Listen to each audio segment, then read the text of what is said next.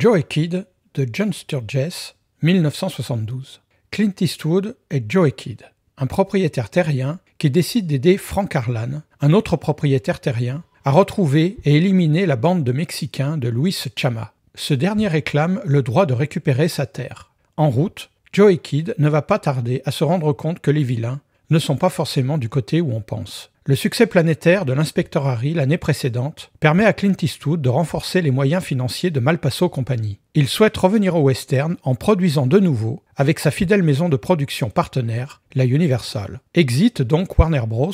Pour le moment et retour aux sources en quelque sorte. En effet, Malpaso Company et Universal étaient déjà à l'origine d'un Shérif à New York et des Proies de Don Siegel, ou d'un Frisson dans la nuit, le premier film réalisé par Clint Eastwood. En 1972, le western est redevenu à la mode. Les films de Sam Peckinpah et Sergio Leone, bien entendu, sont à l'origine de ce regain d'intérêt. On peut citer Butch Cassidy et le Kid de George Roy Hill, Little Big Man d'Arthur Penn ou John McCabe de Robert Altman. Trop fébrile encore à l'idée de réaliser lui-même un western, il s'offre les services du grand John Sturges. Il a été le réalisateur des grands classiques Règlement de compte à Hockey Corral en 1957 avec Kirk Douglas et Burt Lancaster et des 7 mercenaires en 1960 avec entre autres Yul Brynner, Steve McQueen, Charles Bronson et Eli Wallach. Le scénario est écrit par le célèbre romancier Elmore Leonard. Il connaît ses premiers succès littéraires dans les années 1950 en publiant régulièrement des récits de western dans les pulp, les publications peu coûteuses à l'origine du titre de Pulp Fiction de Quentin Tarantino. Certains de ses romans ont été adaptés en film, parmi lesquels Hombre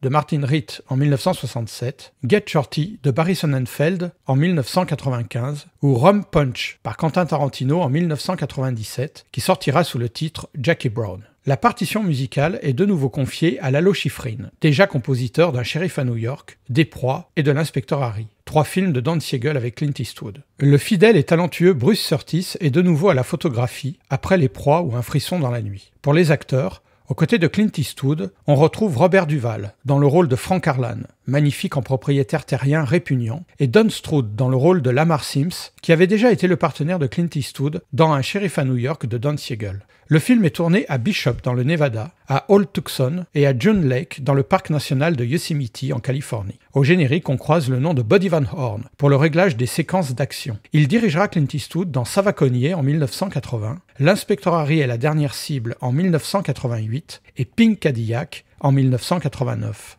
Pour résumer, réalisateur, acteur, scénariste, musicien, directeur de la photographie, tout était réuni pour faire de Joe Kidd un excellent western. Mais son alchimie entre le western traditionnel, dont John Sturges était un des patrons, et les nouveaux westerns signés Leone, Peckinpah ou Arthur Penn semble ne pas fonctionner. Comme l'écrit Noel Simsolo dans son ouvrage sur Clint Eastwood, c'est un film hybride et mal maîtrisé. On y sent les hésitations du réalisateur et les difficultés qu'il éprouve à vouloir mêler les tendances du western moderne avec celles de la tradition classique où il s'était autrefois brillamment illustré. Difficile aussi pour Clint Eastwood d'identifier clairement ce nouveau personnage qui se trouve à la fois du côté de la justice, puis des hors-la-loi, comme s'il s'était un peu perdu après le rouleau compresseur Inspecteur Harry. Mais peu importe pour les fans de la désormais superstar, le film reçoit un excellent accueil public et engrange suffisamment de recettes pour permettre à Clint Eastwood de commencer à penser à la production de sa seconde réalisation. Encore un western, mais cette fois-ci, c'est lui qui sera aux commandes. Ce sera L'Homme des Hautes Plaines l'année suivante. De Joe Kidd, il faut surtout retenir Clint Eastwood vêtu d'un chapeau melon et d'une cravate, la séquence où il s'allie à la bande de justiciers, avant de se rendre compte qu'ils sont de vrais salopards, et bien entendu la grande séquence finale, mais que je ne révèle pas.